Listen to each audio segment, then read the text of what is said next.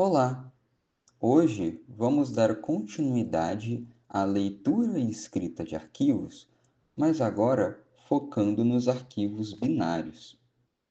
Antes de continuar, tenha certeza que assistiu à parte 1 do vídeo. Na parte 1 do vídeo, eu explico alguns conceitos importantes: o tipo de dado file, a função fopen e os modos que podemos abrir um arquivo. Vamos começar. Para arquivos binários, temos apenas uma função para escrita e uma função para leitura, ambas com estruturas bem parecidas. Para a escrita, temos o fwrite, que recebe 4 parâmetros.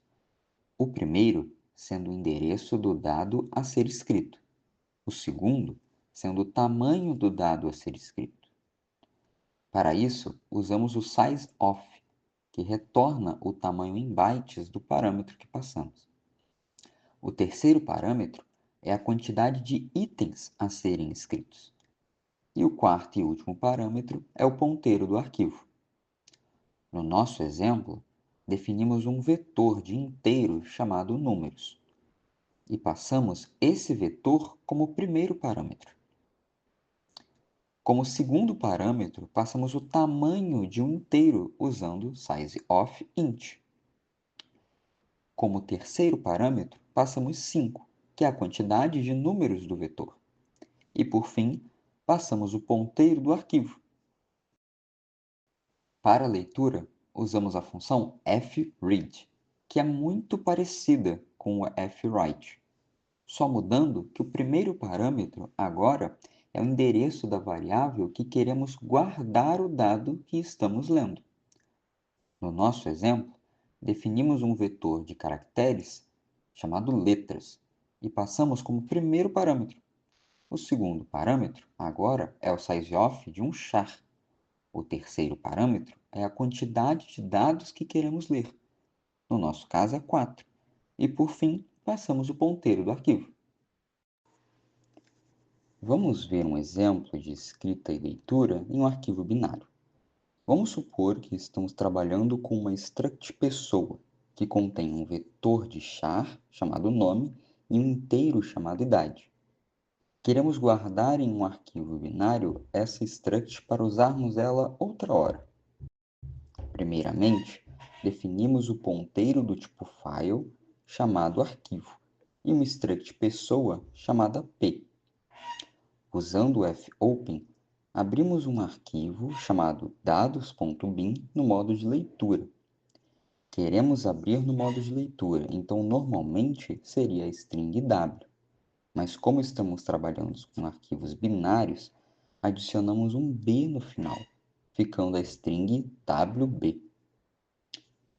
Utilizamos o assert mais uma vez para verificar se o arquivo abriu corretamente. Caso o arquivo tenha aberto normalmente, utilizamos o fwrite para escrever a variável p no arquivo. Primeiro, passamos o endereço de p, que é a variável que tem o dado que queremos escrever no arquivo. Como segundo parâmetro, passamos o tamanho do dado usando o sizeOf struct pessoa. O terceiro parâmetro é a quantidade de dados que queremos escrever. No caso, é apenas um. E, por fim, o ponteiro do arquivo. No final, fechamos o arquivo com fclose.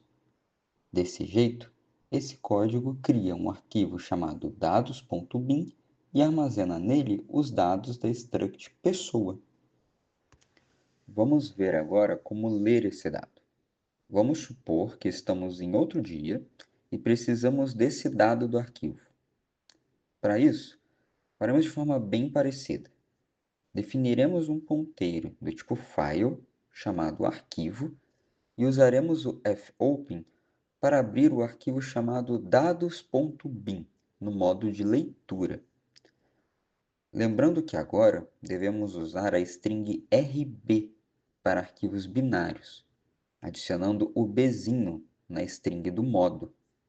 Então, criamos uma variável da struct pessoa chamada lida, que é onde vamos armazenar o nosso dado. Testamos se o arquivo abriu usando assert, assim como nos outros códigos. Então, usamos o fread para a leitura, de forma muito similar ao código anterior. O primeiro parâmetro é o endereço da variável que queremos armazenar o dado lido.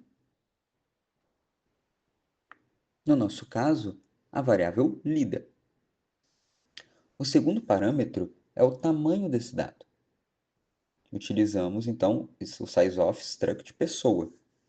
O terceiro parâmetro é a quantidade de dados que queremos ler. No nosso caso, é só um.